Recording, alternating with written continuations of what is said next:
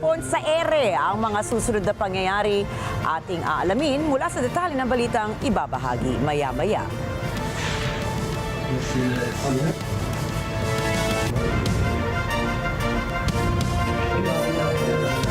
Magandang gabi, ako po si Ricky Mathay. Ako si Nina Richie Alago Flores, itong mata ng Agila International. Para naman sa mga headlines ngayong araw ng Martes. ZALDY ko, inimbitahan na dumalo ng flood control hearing via Zoom. Tatlong bagyo inaasahang tatama pa sa Pilipinas bago matapos ang 2025. China, binatikos ang komento ng Japan ukol sa Taiwan. US President Donald Trump at Syrian President Ahmed al-Shara nagkita sa White House. At sa pukatao patay sa car bomb attack sa New Delhi, India.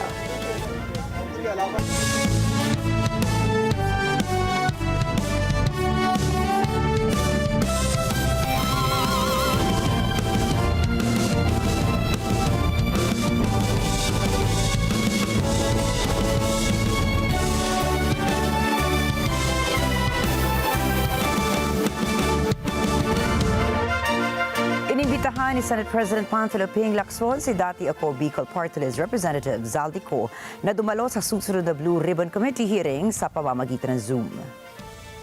Ang mga pagdinig na ito ay may kinalaman pa rin sa mga maanumalyang flood control projects na isasagawa sa November 14, araw ng Biyernes. Ayon kay Lacson, kung hindi makapupunta si ZALDY ko sa Embahada ng Pilipinas sa bansang kanyang kinaroroonan ngayon, ay maaari pa rin siyang magbigay ng testimonya. Dagdag pa niya, para maging valid ang ibinigay na testimonya ni Ko, ay maaari niyang kumpirmahin o patunayan ito sa harap ng isang konsul kung saan siya naroroon sa ibang araw. Nilinaw naman ni Lacson na ipadadala lamang ang imbitasyon kay Ko sa kanyang address dahil wala silang direktang komunikasyon sa isa't isa. Papadalhan din ang imbitasyon si late Representative Martin Romualdez at 17 iba pang mga kongresista na nabanggit ng mag-asawang Diskaya sa pamamagitan ng Office of the Speaker of the House of Representatives. Inaasahan namang madaragdagan pang ng 2 medical experts sa neuropsychology ang binubuong panel ng International Criminal Court o ICC na susuri sa mental health ni dating Pangulong Rodrigo Duterte. Ito po ay matapos maghain ng rekomendasyon ng Office of Public Counsel for Victims o OPCV ng ICC ng dagdag puwersa sa panel upang matukoy kung ang dating Pangulo ba ay fit to stand trial pa para sa kanyang kaso na crimes against humanity. Ayon sa OPCV, may sapat na credentials at karanasan ng 2 inirekomendang medical experts na susuri kay Duterte. Binigyan diin ng konseho na pinili nila ang mga eksperto batay sa kanilang kwalifikasyon at kakayahan, kabilang ang pagiging bihasa sa Ingles at sa wika kung saan nakasulat ang ilang naunang medical findings ni Duterte. Matatandaang dati nang nagtalaga ang ICC ng 3 miyembrong panel na binubuo ng isang forensic psychiatrist, neuropsychologist at eksperto sa geriatric and behavioral neurology. Sa kabila nito, hiniling ng kampo ni Duterte na alisin ang isa sa mga eksperto dahil umano sa kakulangan ng karanasan at posibleng kawalan ng impartiality nito. Inilunsad ng Senado ang kanilang bago at upgraded website kung saan dinagdagan nila ito ng budget transparency section. Layunin ng paglulunsad na ito na magbigay ng maaasahan at madaling access sa public information at legislative updates mula sa Senado. Ayon kay Senate President Vicente Soto III, ang bagong disenyo ng website ay mas pinalinis, mas moderno at ginawang user-friendly upang madaling ma-access ng publiko ang mga impormasyon. Madali na ring matatagpuan ang mga dokumento ng Senado, bills at resolutions. Pinangunahan rin ng Senate IT Team Lead na si Lou Galbon ang website launching. Ayon sa kanya, magbibigay ito ng access sa profile at accomplishments ng mga senador, maging ang mga live broadcast at Senate Assistance Services. Sinabi rin ni Secretary Bantog Jr. na mas lalo pang patitibayin ng website na ito ang koneksyon ng publiko at Senado sa mga gawaing kanilang isinasakatuparan sa loob ng Senado. At makakauwi na ng Pilipinas ang 346 overseas Filipino workers or OFW sa Myanmar na naging biktima ng scam hubs. Ayon po yan sa Malacanang. Sinabi ni Palace Press Officer Attorney Claire Castro, tutulak ng Pinas bukas, November 12, ang isang chartered flight mula Bangkok, Thailand, sa kayang naturang bilang ng mga OFWs na biktima ng human trafficking. Pagdating anya sa bansa ng ating mga kababayan, tutulungan sila ng iba't ibang ahensya ng gobyerno katulad ng Department of Migrant Workers at Department of Foreign Affairs. Noong Oktubre, sinugod ng Myanmar authorities ang KK Park sa Myawaddy Township. Kanilang nasagip doon ang 66 na Pilipinong pinagtrabaho sa scam hub. Talamak ang scam hubs at human trafficking operations sa Myanmar dahil sa kasalukuyang political instability at civil war sa nasabing bansa. Sa gitna ng patuloy na pag-aabot ng ayuda ng Department of Social Welfare and Development o DSWD ay umabot na sa 6.4 million pesos na halaga ng initial humanitarian assistance ang kanila lang naipamahagi sa mga pamilyang apektado ng bagyong UWAN. Ayon kay DSWD Secretary Rex Gatchalian, kabilang sa kanilang naipamahaging ayuda ay mga family food packs at non-food items na maaga nilang na-preposition sa mga bodega ng field offices ng kagawaran bago tumama ang bagyo sa bansa. Sa simulaan niya ay nasa 2 milyong family food packs na ang nakahanda para sa epekto ng bagyong UWAN. Alinsunod sa direktiba ni Pangulong Ferdinand Marcos Jr. na tiyakin na matugunan ang lahat ng pangangailangan ng mga biktima ng kalamidad ay pinabilis ng kagawaran ang pag-produce ng ayuda araw-araw. Mula sa 18,000 family food packs a day ay inakyat nila ito sa 25,000 daily.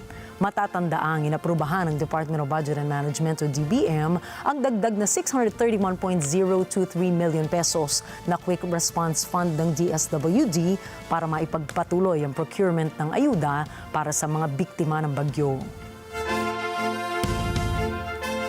Nadagdagan pa po ang bilang ng mga namatay sa hagupit ng bagyong TINO sa Pilipinas.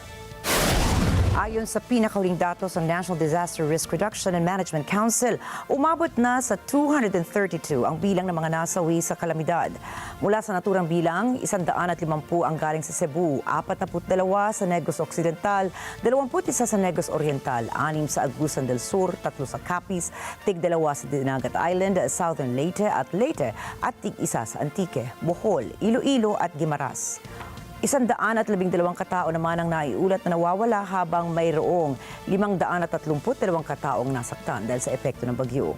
Umabot naman sa 157,952,870 pesos ang danyos na iniwan ng bagyong TINO sa agrikultura at 179,682,035 pesos naman ang halaga ng pinsala sa infrastruktura. Umakyat na sa 18 katao ang namatay sa hagupit ng bagyong UWAN sa bansa. Ayon sa pinakahuling situation report ng Office of Civil Defense o OCD, 3 mula sa naturang bilang ay galing sa Region 2, 12 mula sa Cordillera Administrative Region at 1 naman sa Regions 5, 6 at 8. Karamihan sa mga biktima ay namatay dahil sa landslide, pagkalunod o kaya'y pagkakuryente. Umabot naman sa 28 katao ang nasugatan at 2 naiulat na nawawala dahil sa kalamidad. Umabot na sa 2.4 milyon katao o 653,000 families ang naapektuhan ng nagdaang bagyo. Patuloy naman ang pamahalaan sa pamamahagi ng tulong sa mga apektado nating kababayan. Matapos lumabas ang Philippine Area of Responsibility o parang bagyong UWAN, inaasahang papasok muli ito sa bansa at saka nito tatahakin ang Taiwan para maglandfall. Sa 5 p.m. bulletin ng Pag-asa, huling namataan si bagyong UWAN sa layong 340 kilometers kanlurang Itbayat, Batanes. Taglay po nito ang maximum sustained winds ng 100 kilometers per hour at gustiness na aabot sa 125 kilometers per hour. Kumikilos ang bagyo sa bilis na 15 kilometers per hour sa direksyong Pahilaga, Hilagang Silangan. Kahit nasa labas na ng par, ang bagyo ay nakataas pa rin ng tropical storm wind signal number 1 sa 10 lalawigan sa bansa. Ang mga ito po ay makikita ninyo sa inyong mga screen. Samantala, inaasahan ng Pag-asa na hanggang 3 bagyo pa ang inaasahang tatama sa bansa bago matapos ang 2025. Inabusuhan ang publiko na mag-antabay sa mga susunod na advisories ng Pag-asa ukol dito. Susunod, China kinondena ang komento ni Japan PM Takaichi ukol sa Taiwan. US President Donald Trump nangakong tutulungan si Syrian President Ahmed al-Sharaa sa kanyang pamumuno. At US House pinagmamadaling tapusin ang government shutdown. Yan at iba pang mga balita sa pagbabalik ng Mata ng Agila International.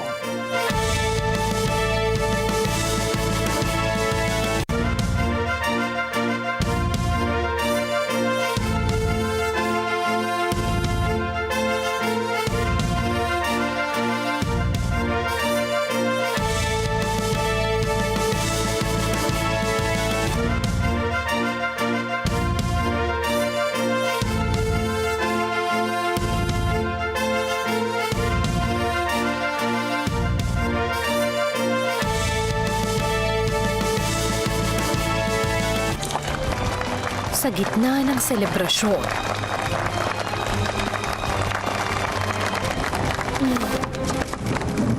Doktoro! Doktoro! Ano problema? Doktoro! Nawalan daw ng malay si Dr. Judith O sa opening ceremony kanina. Ang mama ko, nawalan siya ng malay. Umulit nga ba talaga ang tumor ni Judith? Yun ang nangyari kanina. Side effect ba yun?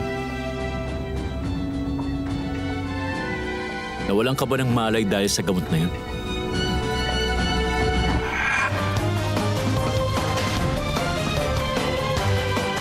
Syndrome. Gabi-gabi, 9 p.m. Dito lang sa Net 25. Let's net together. Sa Net 25. Sa Net 25.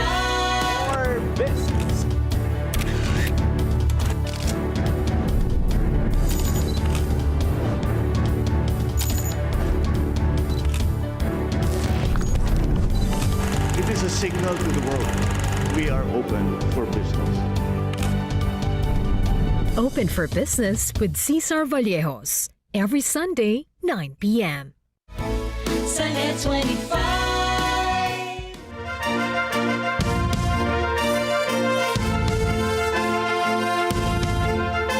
Nagkainitan ang ilang opisyal ng Japan at China kasunod ng naging pahayag ni Japanese Prime Minister Sanae Takaichi na mapipilitan umanong mag-deploy ang Japan ng self-defense forces nito kung sakaling lulusubin ng China ang Taiwan. Ayon kay Takaichi, banta umano sa Japan kapag nagkagulo sa Taiwan at umabot sa puntong gagamit na ng warships at dahas. Dagdag pa ni Takaichi, pinaghahandaan na nila ang worst-case scenario. Tumaas pa ang tensyon ang mag-post sa kanyang ex-account ang Chinese Consul General na si Xue Jian kung saan kinontra nito ang naging pahayag ni Takaichi. Sinang-ayunan naman ng China ang naging pahayag ni Xue. 中国驻日外交官的个人发文，针对的是妄图将台湾从中国领土分裂出去，鼓吹武力介入台海的错误、危险言论。 Ngunit kinondena ito ng ilang Japanese officials. Ayon kay Japan Senior Government Spokesperson Minoru Kihara, hindi angkop ang naging pahayag ni Xue. 中国の大阪総領事による複数の不適切な発言は認識をしておりまして、中国側にも累次にわたり申し入れを行い、適切な対応を強く求めております。先ほど申し上げました通り、中国側から明確な説明がなされるよう求めてまいります。 At kinondena rin si Xue ng Taiwan. Sinabi ni Taiwan Foreign Ministry spokesperson Xiao Huangfei, kailangan panatilihin ng China ang paggalang sa ibang bansa upang mapanatili ang magandang ugnayan. 中方的外交人员这样子不当的言行，实际上只会伤害他们自己的国家形象。在此，要奉劝中方应该要秉持着相互尊重的原则，在国际社会上跟其他的国家好好的相处，也包括台湾。 Dumepensa rin si U.S. Ambassador to Japan George Glass. Anya ang mga naging pahayag ni Xue ay banta umano kay Takaichi at sa buong Japan. Idineklara bilang isa sa mga pambansang bayani ng Indonesia ang dating diktador na si Haji Muhammad Suharto. Pinangunahan ni Indonesian President Prabowo Subianto ang pagtitipon na taunang isinasagawa bilang pagbibigay pugay sa mga individual na nagkaroon ng malaking ambag sa bansa. Ang parangal ay tinanggap ng pamilya ni Suharto. Ngunit ang nasabing parangal kay Suharto ay umani ng batikos mula sa publiko. Noong nakaraang linggo ay nagsagawa na ng kilos protesta ang ilang Indonesians bilang pagtutol para maging national hero si Suharto. Anila, hindi karapat-dapat na ituring bilang pambansang bayani si Suharto dahil sa human rights violations at pangungurakot umano nito noong siya ang Pangulo ng bansa. Dinepensahan naman ito ng Culture Minister ng Indonesia na si Fadli Zon. Ayon kay Zon, ipinagkaloob kay Suharto ang parangal dahil sa naibahagi nito sa military operations noong siya ay buhay pa, kabilang na ang pakikipaglaban para sa kalayaan ng bansa sa pagsakop ng the Netherlands noong 1949. Kinumpirma ng pamahalaan ng Thailand na pansamantalang ititigil ang pagpapatupad ng pinalawak na kasunduan ukol sa tigil putukan sa Cambodia. สรุปของที่ประชุมก็คือนะครับระงับกายบัตรตาม Joint Declaration ไว้ก่อนนะครับทั้งหมดเลยนะครับทุกข้อนะครับแล้วก็ประการที่2ก็คือยุติการส่งเฉลยศึกให้กับทางฝ่ายกัมพูชานะครับอันนี้คือประเด็นหลักๆ Lumala ang tensyon sa pagitan ng Thailand at Cambodia matapos magkaroon ng 5 araw na sagupaan noong Hulyo na nasundan ng pagsabog ng landmine kahapon kung saan 4 na Thai soldiers ang nasugatan. Inakusahan ng militar ng Thailand at Cambodia na muling naglagay ng mga landmine matapos lagdaan ng 2 panig ang pinalawak na kasunduan sa tigil putukan. Samantala, itinanggi ng Defense Ministry ng Cambodia na naglagay ito ng mga bagong landmine at inabisuhan ang Thailand na umiwas sa pagpapatrolya sa mga lumang minefield areas. Iniimbestigahan ng National Anti-Corruption Bureau of Ukraine o NABU ang umano'y malawakang operasyon ng korupsyon sa sektor ng enerhiya sa bansa. Nakatuon ang investigasyon sa mga irregularidad sa paggamit ng pondo at kontrata sa mga proyektong may kaugnayan sa langis, gas at kuryente. Ilang mataas na opisyal at negosyante mula sa nuclear power company ng bansa ang sinasabing konektado umano sa $100 million kickback scheme. Kabilang rito ay ang dating Energy Minister, Head Security ng Nuclear Power Operator Energoatom at 4 na back office workers. Iginiit din ni Ukrainian President Volodymyr Zelensky na prioridad ng NABU ang kaso upang maparusahan ang mga sangkot sa nasabing korupsyon. Які результативні дії проти корупції дуже потрібні. Невідворотність покарання потрібна. Енергоатом забезпечує Україні найбільшу частку енергогенерації зараз. Чистота в компанії – це пріоритет. Енергетика і кожна галузь, кожен, хто будував схеми, повинен отримати чітку процесуальну відповідь. Вироки мають бути. І урядовці повинні працювати разом з НАБУ, разом з правоохоронними органами. І так працювати, як це потрібно для результату. Я дякую всім, хто допомагає. Дякую кожному, хто з Україною. Nilinaw naman ni Ukrainian Energy Minister Svitlana Herinchuk na magiging maayos ang mga isasagawang investigasyon. Layunan niya nito na magbigay linaw ang nasabing insidente ng katiwalian. Nanawagan rin ng Energy Minister sa kanilang international partners na bukas ang kanilang ahensya sa anumang aksyon na kakailanganin sa pag-iimbestiga ng NABU. Я сподіваюся і впевнена в тому, що розслідування буде проходити об'єктивно, неупереджено в рамках закону, і по результатам цього розслідування будуть прийняті відповідні рішення. Я сподіваюся, що об'єктивність розслідування, відкритість його не вплине, а тільки запевнить наших міжнародних партнерів в тому, що ми відкриті до будь-яких дій, які відбуваються. Inanunsyo ng Russia na naghahanda ito para sa posibleng nuclear test alinsunod sa direktiba ni Russian President Vladimir Putin.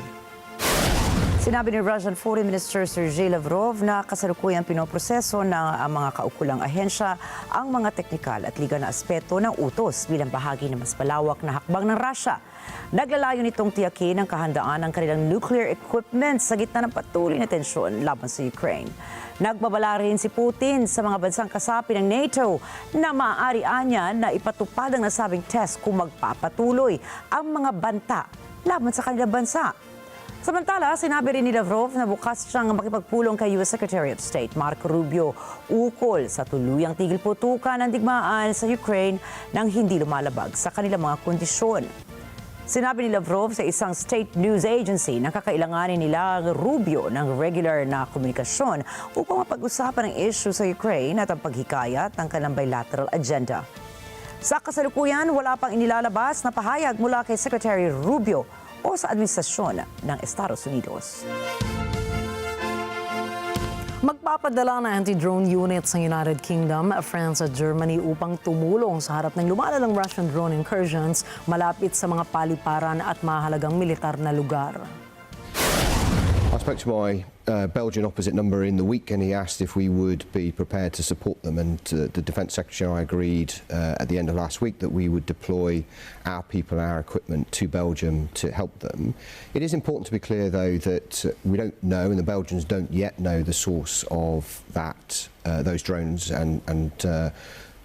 but we will help them by providing our kit and capability, which has already started to deploy to help to Belgium. Ayon sa ulat, maraming unidentified drones ang nakita malapit sa Brussels at Liège, bati na rin sa mga base militar kung saan nakaimbak ang mga armas ng Brussels na nagdudulot ng pagkaantala ng biyahe ng mga eroplano sa mga paliparan doon. Bilang tugon dito ay pinapasok ng Belgium ang tulong mula sa mga anti-drone unit ng France at Germany at inaasahan pa ang pagdating ng mga espesyalistang galing United Kingdom na may dalang electronic jamming equipment para kontrahin ang mga banta. Bagamat walang kumpirmadong salarin sa likod ng mga naturang insidente, ay pinaghihinalaang sa Russia nang galing ang mga drones. We don't know whether they're Russian attacks, but they have had these drones which are providing disruption to their airfields and have been sighted over their military bases. And the UK, alongside our other 31 allies in NATO, will work to support each other. And that's why the Defence Secretary and I are very happy to see UK military personnel deployed to support Belgium. Bilang tugon ng gobyerno ng Belgium ay nag-aproba ng 50 million euro na emergency fund para sa drone detection and neutralization systems. I think that we need more counter-drone capabilities, and that's what I'm suggesting. I have a concrete plan. I will come to that. I'll bring it to the table today and tomorrow for the Council of Ministers. So yeah, I'm reworking out with the funds. We're also internationally very engaged. We have a lot of good neighbors and neighboring countries, NATO allies, and they're all trying to help us out. So that's very good news. Samantala, pinaalala ng France at UK na ang ganitong drone incidents ay hindi na lamang simpleng teknikal na problema ng kontrol sa himpapawid, kundi nakaaapekto rin sa seguridad ng transportasyon at national security. Magugunitang patuloy na pinag-aaralan ng NATO ang pagkakaroon ng isang drone wall na magsisilbing pangunahing depensa ng kanilang koalisyon laban sa banta ng unidentified aerial attacks sa patuloy na nagbabagong sitwasyon ng digmaan sa rehiyon. Les aéroports. On va d'abord faire le point sur ce qui existe déjà et voir ensuite comment est-ce qu'on peut, dans certains cas, améliorer à la fois la détection, le suivi, la répression également, sachant que tout est dans tout, parce qu'il n'y a pas qu'une législation belge. Ici, on dépend essentiellement d'une directive européenne, donc il y a aussi un travail à faire sur ce plan plus général qu'est l'Europe. Le rapport de la situation et nous proposer un certain nombre de choses. Nous avons aussi des choses à proposer au niveau de l'intérieur. Je sais que la défense va venir avec un certain nombre de propositions aussi, donc laissez-nous le temps d'y travailler et de voir exactement les mesures concrètes que nous allons, sur lesquelles nous allons travailler, que nous allons mettre en œuvre. Je vous remercie, à tout à l'heure. Muling nagsagawa ng airstrike ang U.S. military sa isang bangka na hinihinalang may kargang iligal na droga sa Eastern Pacific. Kinumpirma ni Secretary of Defense Pete Hegseth ang insidente kung saan 6 na katao ang nasawi. Dagdag pa nito na ang mga suspect ay ituturing ng mga terorista na sangkot sa drug smuggling. Mula pa noong Setyembre ay mayroon ng 19 airstrikes ang naisagawa ng US kung saan aabot sa 76 na katao ang nasawi. Una nang kinondena ng United Nations ang insidente at sinabing isang hindi makatao ang airstrikes ng US sa mga hinihinalang may dalang iligal na droga. Sinabi ni US President Donald Trump sa isang pagpupulong kasama si Syrian President Ahmed al-Sharaa na gagawin nito ang lahat ng makakaya upang maging matagumpay ang kanyang pamumuno sa Syria. Well, I've had an agreement with him. He's a very strong leader. He comes from a very tough place, and he's a tough guy. I liked him. I get along with him. The new president of Syria. And we'll do everything we can to make Syria successful because that's part of the Middle East. We have peace now in the Middle East, first time that anyone can remember that ever happening. Hiniling rin ni Sharaa ang tuluyang pagtanggal ng Caesar sanctions o ang pagpigil sa pagpapadala ng mga resources sa Syrian government na inilunsad noong panahon ni President Bashar al-Assad. Inanunsyo naman ng US Treasury Department ang 180-day extension para sa suspension ng nasabing sanctions. Subalit, nilinaw ng ahensya ng US Congress lamang ang makapagpapatanggal nito kung unang kabuuan. Nilinaw ni Trump na sa kabila ng matindi nitong nakaraan, may pagkakataon na ngayon si Sharaa na isaayos ang ugnayan sa pagitan ng Israel at Syria. We want to see Syria become a country that's very successful, and I think this leader can do it. I really do. I think this leader can do it. And people said he's had a rough past. We've all had rough pasts, but he has had a rough past, and I think, frankly, if you didn't have a rough past, you wouldn't have a chance. We have to make Syria work. Syria is a big part of the Middle East, and I will tell you, I think it is working and really well. We're working also with Israel on, getting along with Syria, getting along with everybody. Handang sumali sa international coalition laban sa grupong ISIS ang bansang Syria.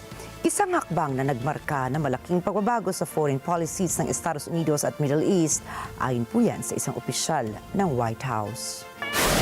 Ibinahagi ang anunsyo matapos makipagpulong si US President Donald Trump kay Syrian President Ahmed al-Sharaa sa White House sa kanyang kauna-unahang pagbisita ng isang lider ng Syria mula nang makamit nito ang kalayaan noong 1949. Sa isang panayam, sinabi ni al-Sharaa na ang pagbisita ay simula ng isang bagong yugto ng kanilang ugnayan kung saan makikipagtulungan ng Syria sa Estados Unidos.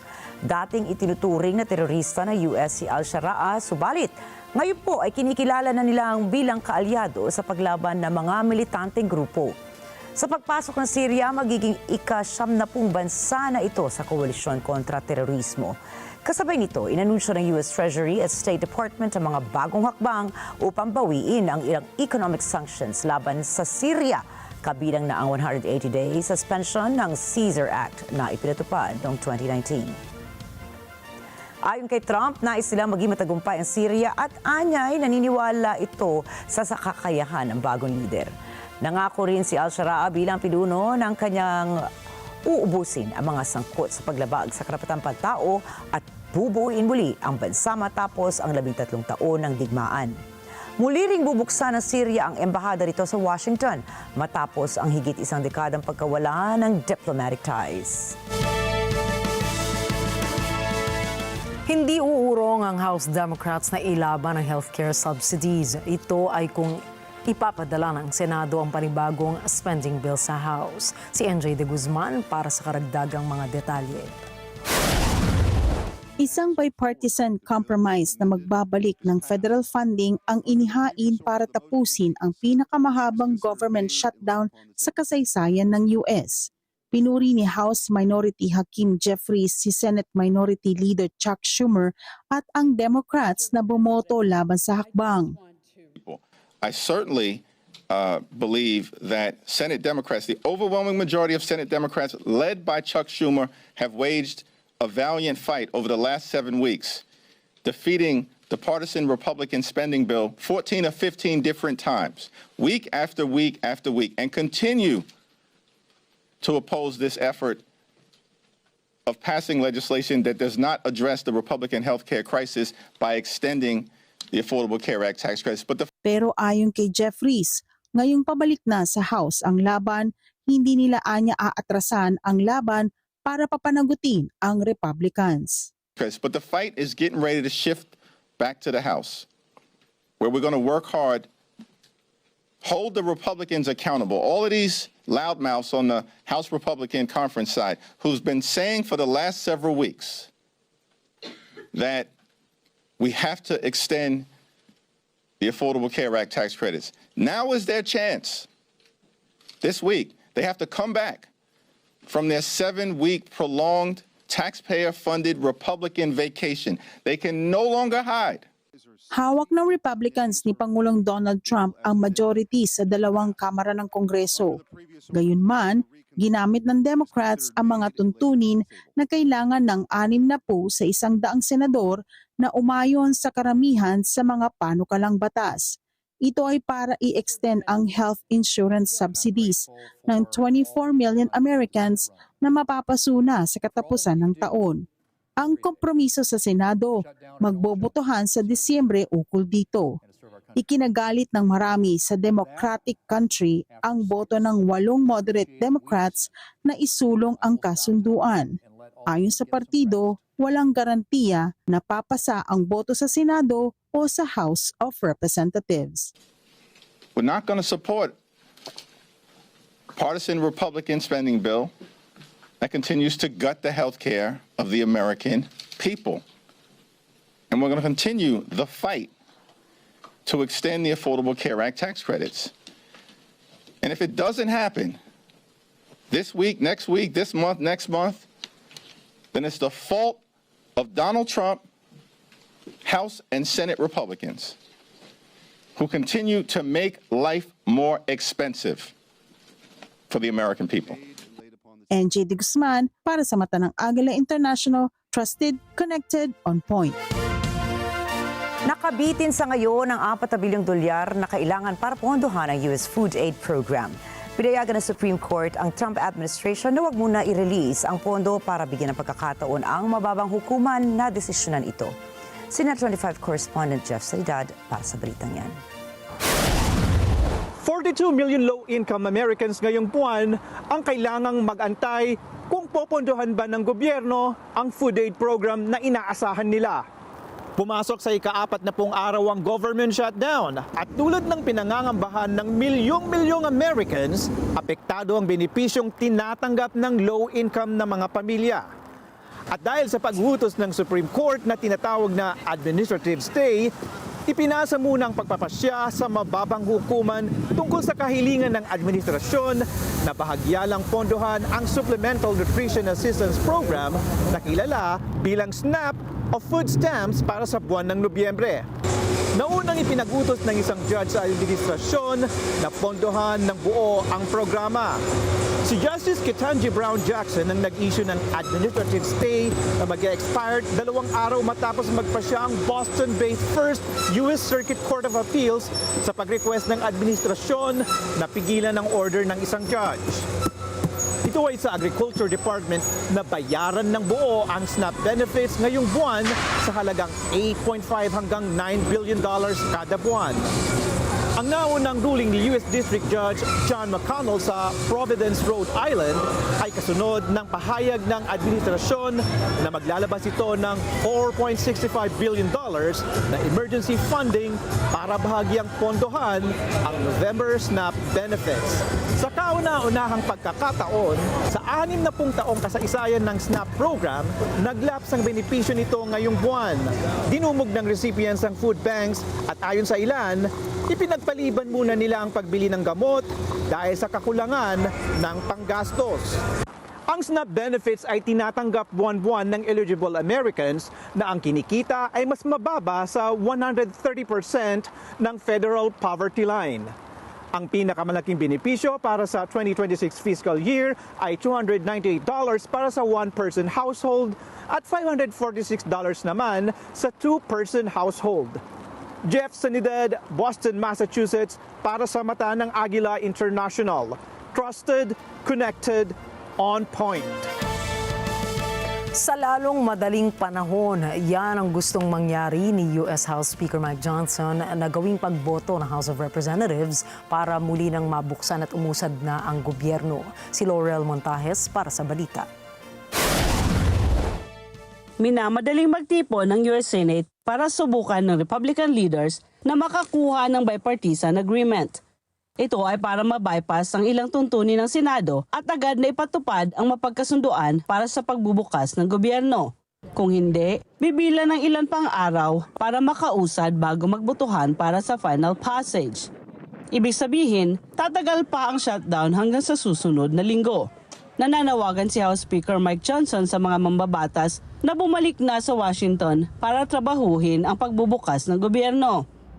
At the very moment that they do that final vote, I will call all House members to return to Washington as quickly as possible. We'll give a 36-hour formal and official notice so that we can vote as soon as possible to pass the amended CR bill and get it to the President's desk. As you all know, Pinalian ng ilang Democratic senators ang tinatawag na filibuster.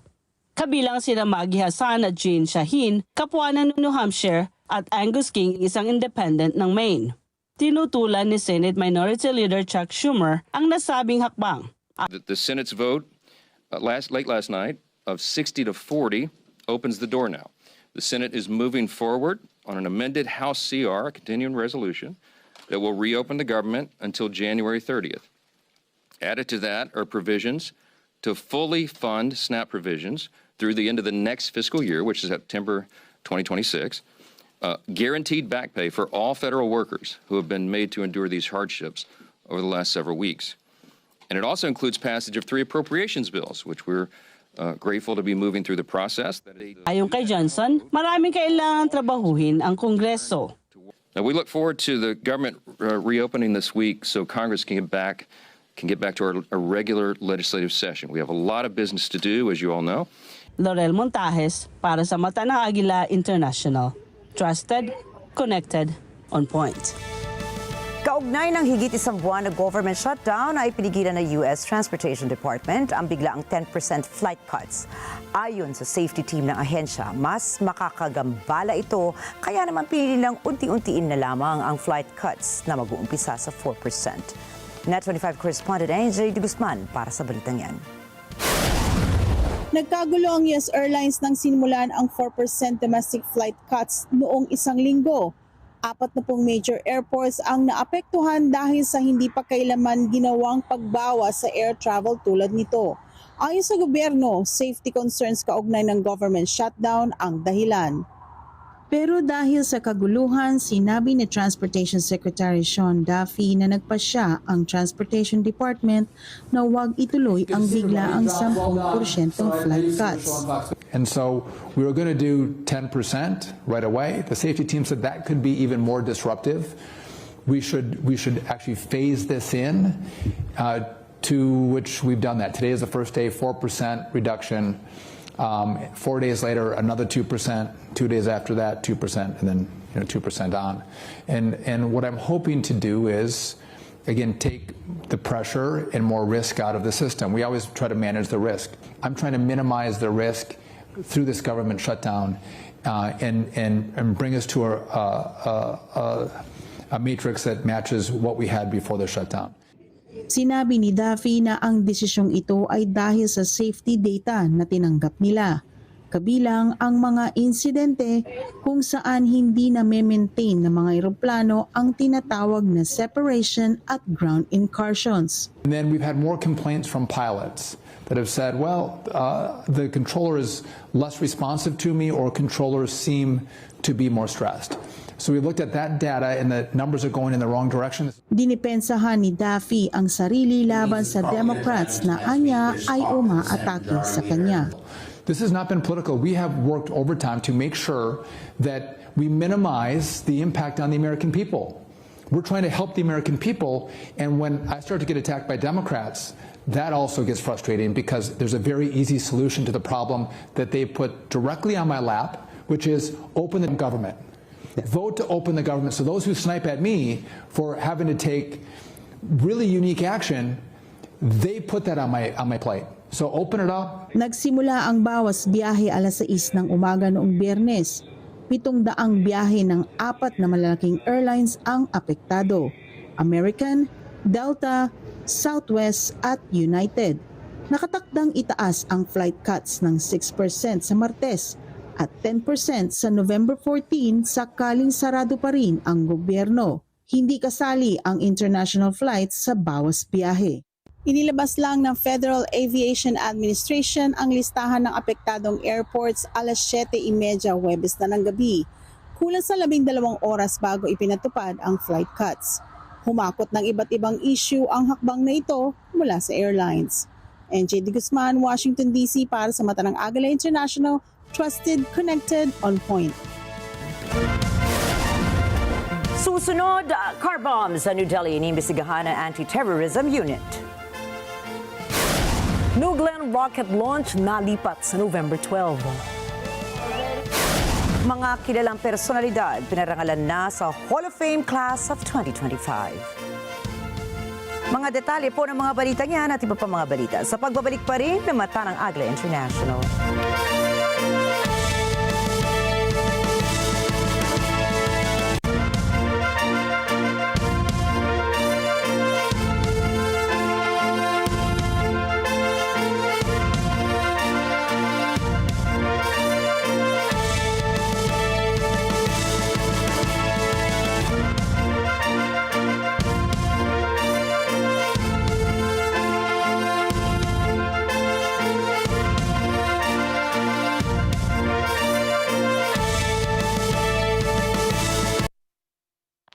This Sunday on Cine Throwback.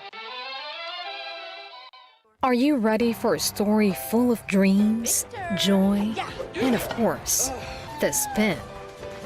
Meet Felicie, a young girl with big dreams.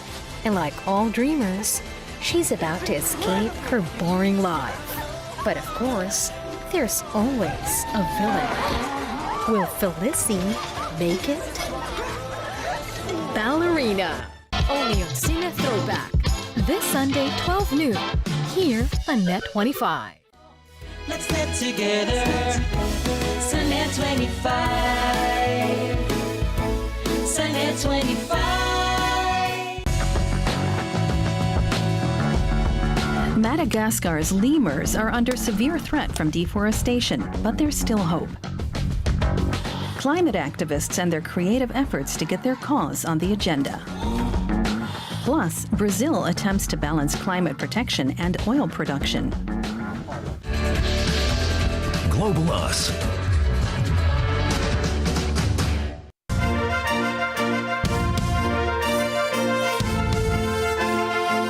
Patay ang isang babae habang dalawang sugatan sa isang car crash incident sa Tikrit Mosul Highway sa Iraq.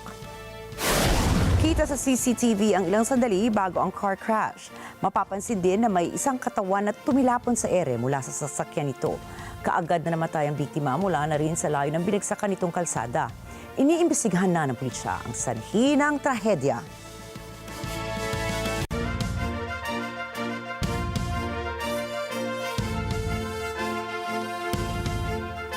Bilang paghahanda sa pagtama ng Typhoon Fong sa Taiwan ay inilikas na ng mga otoridad ng bansa ang mahigit sa 3,000 katao na malapit sa coastal areas at mga kinikilalang disaster zones o zones patungo sa mga evacuation shelters.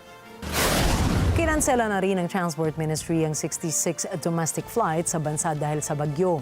Nanawagan na rin si Taiwan President Lai Ching-te sa publiko na maging mapagmasid sa paligid, lalo na sa mga lugar na malapit sa mga bundok. Anya, mga malakas na buhos ng ulan na inaasahang dadalhin ng Typhoon Fong ay maaaring magsimula ng mga landslides at pagbaha sa bansa. Matapos tumama sa Pilipinas bilang typhoon o super typhoon, ay humina ang Typhoon Fong o sa atin ay kilala bilang Typhoon UWAN. Bago ito maglandfall sa Kaohsiung. Batay sa forecast ng Taiwan meteorologists, matapos tumama sa Taiwan ay didiretso naman ang bagyo sa Pacific Ocean.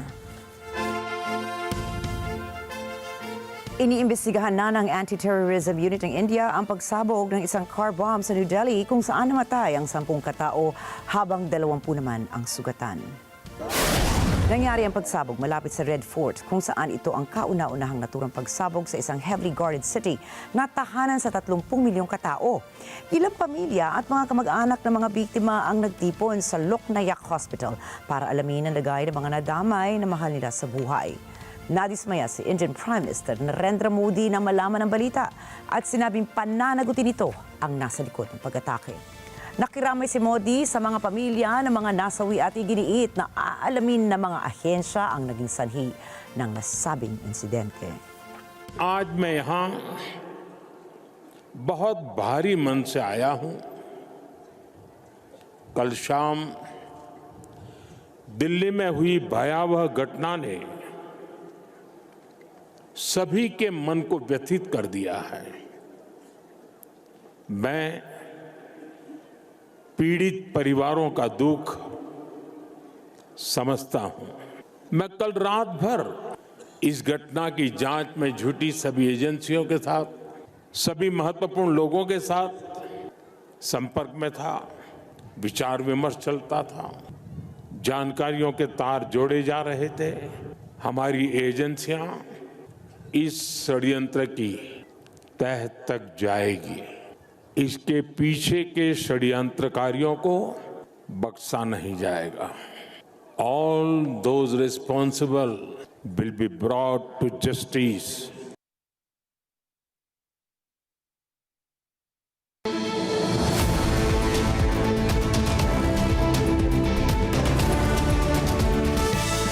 Dalawang patay habang 20 ang sugatan sa isang pambobomba sa labas ng District Court sa Islamabad, Pakistan. Ayon sa mga otoridad, sumabog ang bomba sa G11 sector ng lungsod kung saan karamihan sa mga biktima ay mga pedestrian.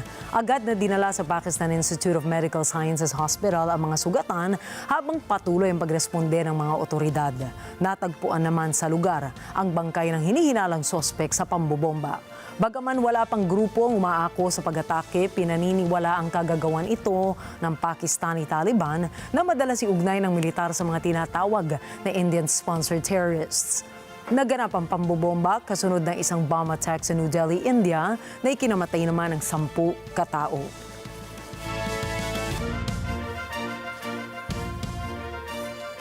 Samantala, mahigit 50 katao ang nasugatan sa magkakasunod na pagsabog sa loob ng isang high school sa Jakarta, Indonesia. Kinilala ng mga otoridad ang suspect bilang isang 17 anyos na estudyante na kabilang rin sa mga nasugatan. Sinabi naman ng otoridad na 2 estudyante ang kasalukuyang inooperahan dahil sa tinamong sugat mula sa pagsabog. Patuloy rin ang masusing investigasyon upang matukoy ang pinagmula ng insidente, pati na ang tirahan ng sospek. Iniimbestigahan din kung paanong naipon ng sospek ang mga kagamitang pampasabog at kung paano naisagawa ang pag-atake. Ayon kay Jakarta Police sa Jakarta Police, karamihan sa mga biktima ay nagtamo ng mga paso at sugat mula sa bubog matapos sumabog ang malapit sa loudspeaker ng establishmento. Samantala, inuulat ng Jakarta Police na posibleng bullying ang nagtulak sa suspect na isagawa ang pag-atake batay sa mga lokal na ulat. Pinabulaanan din nila ang mga haka-hakang isa itong act of terrorism habang wala pang opisyal na resulta ang investigasyon. Sa kasalukuyan, 54 katao ang kumpirmadong sugatan, kabilang ang 33 mga estudyanteng nananatili pa sa ospital. Nagpapatupad ng trauma healing para sa mga estudyante at guro habang tiniyak ng mga pulis na ligtas at kontrolado na ang sitwasyon sa Jakarta.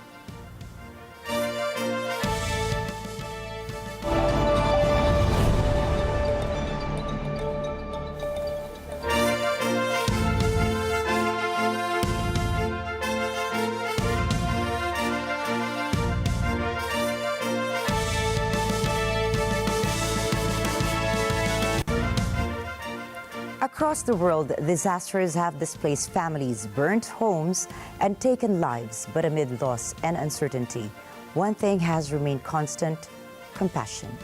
From the fires of Manitoba to Southern California and Hawaii, even in the aftermath of an earthquake in Myanmar, here's how communities were given hope through the Care for Humanity program of the Church of Christ and its charitable partner, the Felix Y. Manalo Foundation. For more, we turn to Sofia Trigonis.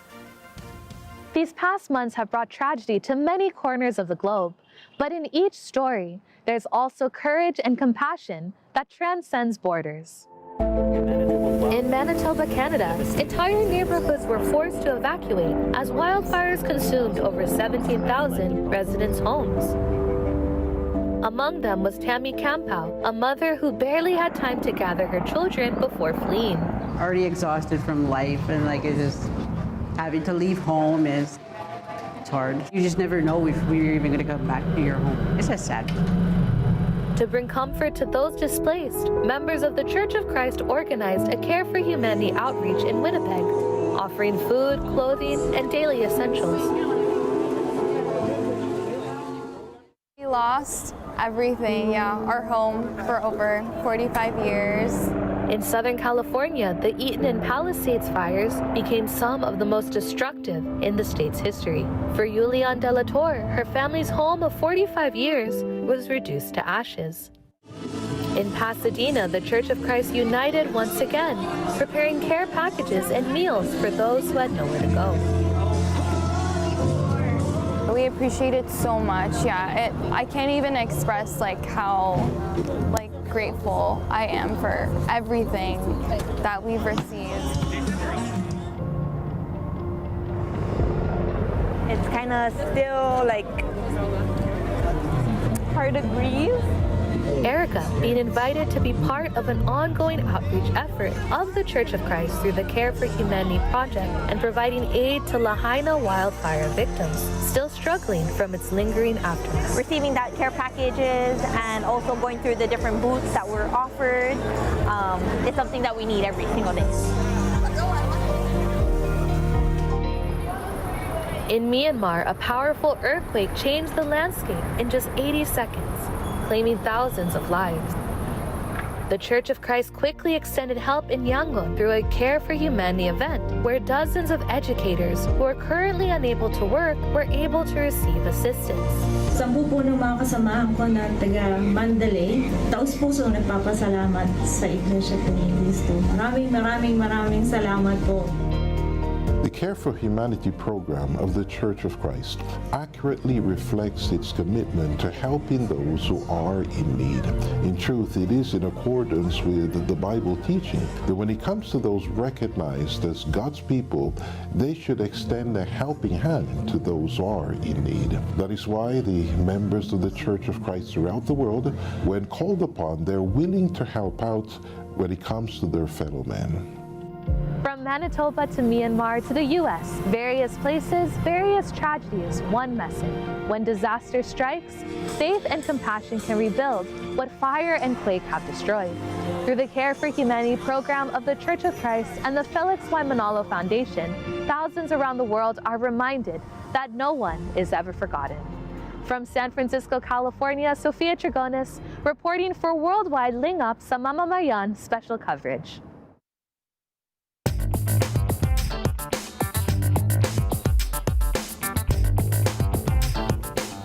Lumabas sa unang pagsusuri na may bakterya sa sangkap ng ByHeart baby formula.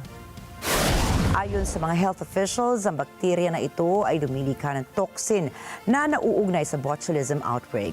Walang napaulat na namatay sa botulism outbreak, subalit 13 sanggol sa 10 estado ang nagkasakit ng botulism. Ang mga sanggol na nagkasakit nito ay maaaring mahirapang lumunok ng pagkain o huminga. Kaya naman sinabi ng California Department of Health na ang mga mamimili na may hawak ng produktong ByHeart ay dapat itigil kaagad ang paggamit nito.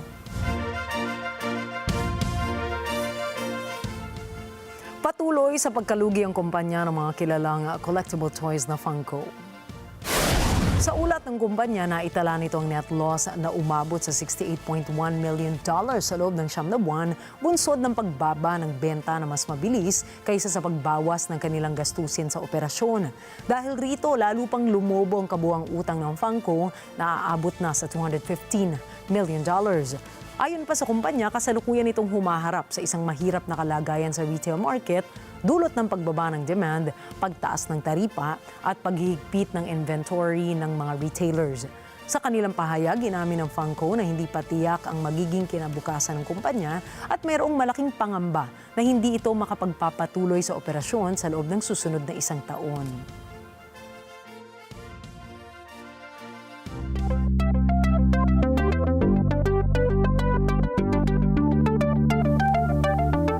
Hindi naman natuloy ngayong araw ang inaabangang ikalawang launching ng New Glenn rocket na Blue Origin sa Capa Canaveral, Florida.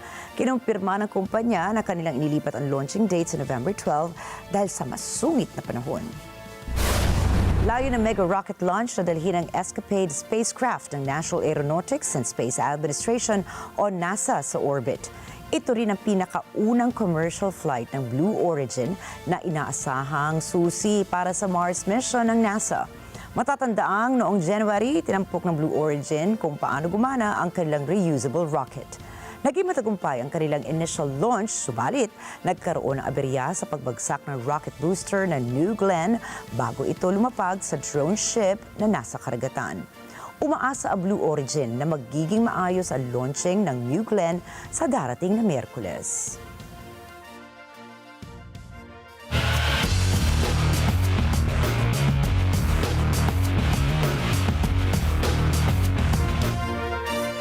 Muling nanalo ang McLaren lead driver na si Lando Norris sa isang kapanapanabik na race weekend ng Sao Paulo Grand Prix para sa round 21 ng Formula 1 season.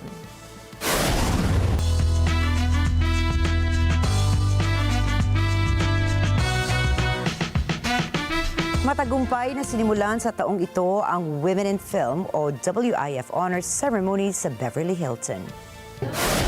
Pinangunahan ni Atsuko o Katsuka ang event na may tamang unity sa advocacy ng equity, sustainability at mga kwentong nagpapakita ng karanasan ng individual na nakaka-impluwensya sa kultura. Pinarangalan ng WIF sina Tessa Thompson, Nia DaCosta, Didi Gardner at Gabriel Nadig ng Crystal Award for Advocacy in Film para sa kanilang upcoming movie na Heda.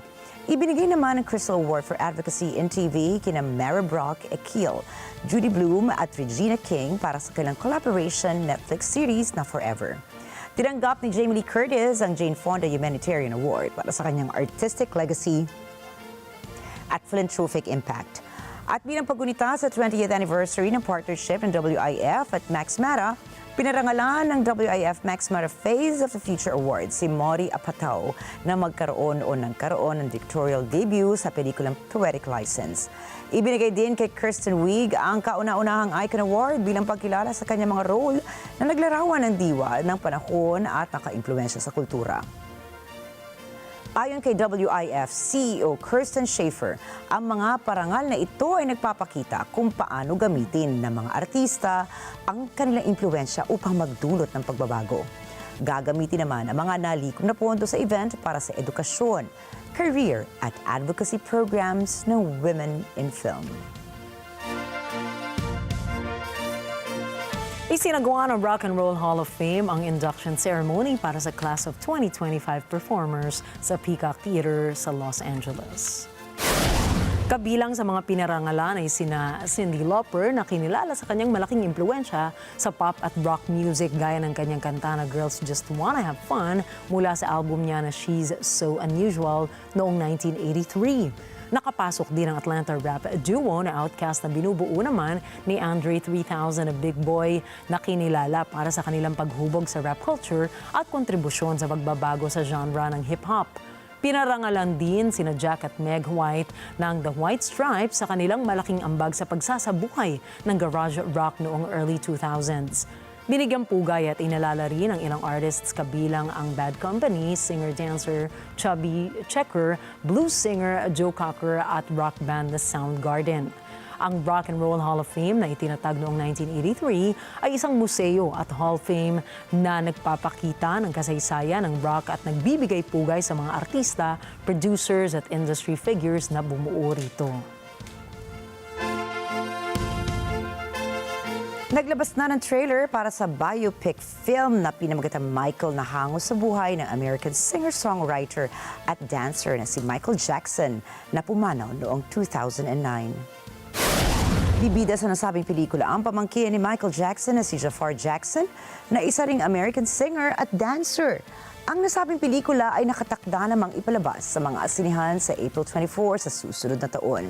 Matatandaang nagsimula ang solo career ni Michael Jackson noong 1971 kung saan tinaguran itong King of Pop. Kahit nasa military, unstoppable pa rin ang tinaguriang Tiger ng 17 na si Kwon Sun Young o mas kilala bilang Hoshi sa kanyang bago at kauna-unahang all-English solo single. Ito ay pinamagatang Fallen Superstar. Ayon sa Pledis Entertainment, ang kantang ito ay tungkol sa dalawang taong nakararamdam ng kakulangan sa buhay at may mabigat na pinagdaraanan, ngunit nakahanap ng ginhawa sa piling ng isa't isa.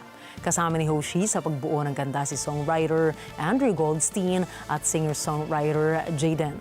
Matatandaan ay pinalabas ni Hoshi ang kanyang solo track na Take a Shot noong September ngayong taon bilang regalo sa kanyang mga fans bago ang kanyang enlistment sa military.